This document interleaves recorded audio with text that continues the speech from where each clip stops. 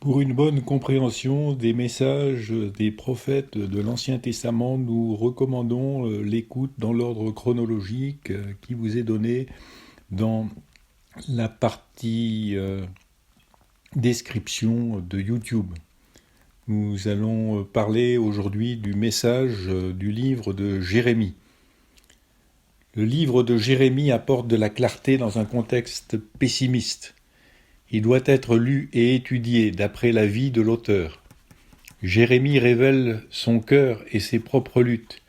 Il est un amoureux de la nature. Le contexte dans lequel vit Jérémie et sa méthode de communication sont indispensables pour comprendre ce livre. Il n'a pas simplement prononcé ses messages, mais il les a parfois interprétés.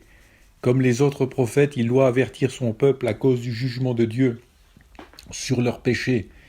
Il souffre pour annoncer son message. Les Juifs l'appellent le prophète qui pleure. Bien que le prophète appelle les gens à se repentir pour leur salut, ils refusent d'écouter son message. Dieu est le potier et des êtres humains sont faits d'une argile qui ne se laisse pas travailler pour devenir un magnifique vase. Alors Dieu prend cette argile et en fait un vase sans valeur, le brise et jette les morceaux dans la géhenne. Jérémie parle en poésie pour faire ressortir les sentiments de Dieu. Malgré la catastrophe et la morosité, il y a la promesse d'une nouvelle alliance avec Dieu. Nous avons tous besoin des messages de Jérémie.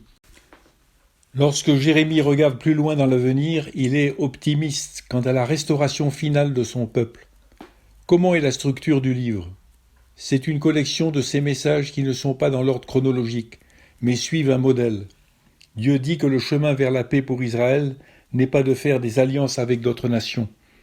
Les Juifs doivent faire confiance à Dieu pour s'occuper d'eux, comme Dieu le fait lorsqu'il marche dans ses voies. Bien que Jérémie ait pour le peuple des messages similaires à ceux des autres prophètes de Dieu, il a aussi des choses uniques à dire. Il met l'accent sur la vie spirituelle.